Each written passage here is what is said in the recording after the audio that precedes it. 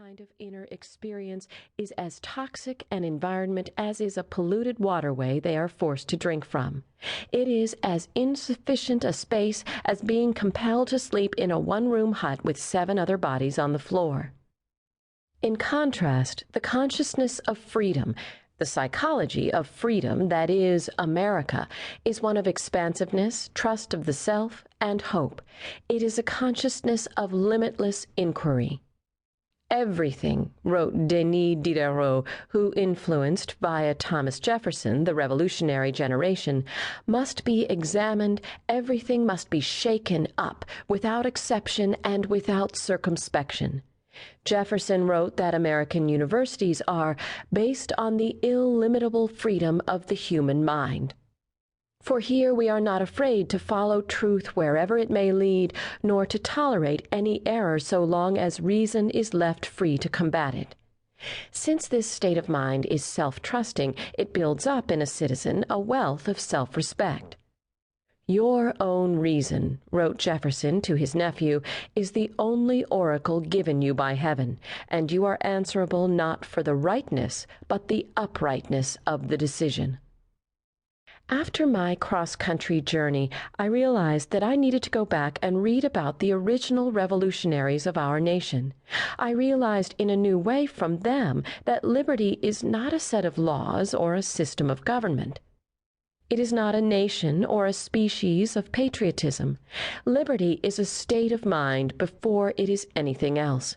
You can have a nation of wealth and power, but without this state of mind, this psychological America, you are living in a deadening consciousness.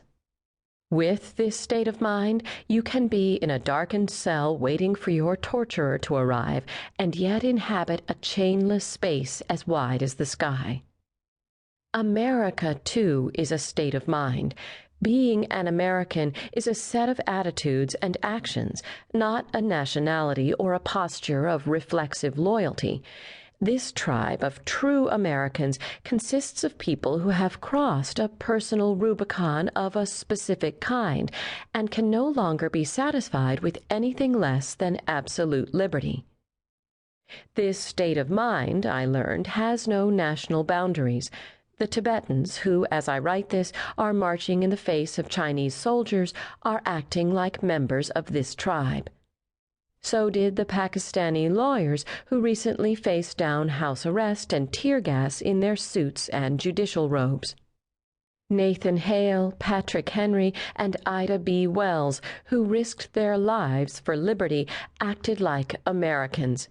When the crusading journalist Anna Politkovskaya insisted on reporting on war crimes in Chechnya, even though her informing her fellow citizens led, as she knew it well could, to her being gunned down on her doorstep as she went home to her 14-year-old daughter, she was acting like an American. When 3 JAG lawyers refused to sell out their detainee clients, they were being Americans. When Vietnam vet David Antoon risked his career to speak out in favor of the Constitution's separation of church and state, he was being an American. When journalist Josh Wolf went to jail rather than reveal a source, he was being an American too. Always, everywhere, the members of this tribe are fundamentally the same, in spite of the great deal that may divide them in terms of clothing and religion, language and culture. But when we quietly go about our business as our rights are plundered, when we yield to passivity and switch on the we and hand over our power to a leadership class that has no interest in our voice, we are not acting like true Americans. Indeed, at those moments, we are essentially giving up our citizenship. The notion that Americanness is a state of mind, a rigorous psychodynamic process, or a continued personal challenge, rather than a static point on a map or an impressive display in a 4th of July parade, is not new. But we are so used to being raised on a rhetoric of cheap patriotism, the kind that you get to tune into in a feel-good way just because you were lucky enough to have been born here and can then pretty much forget about, that this definition seems positively exotic. The founders understood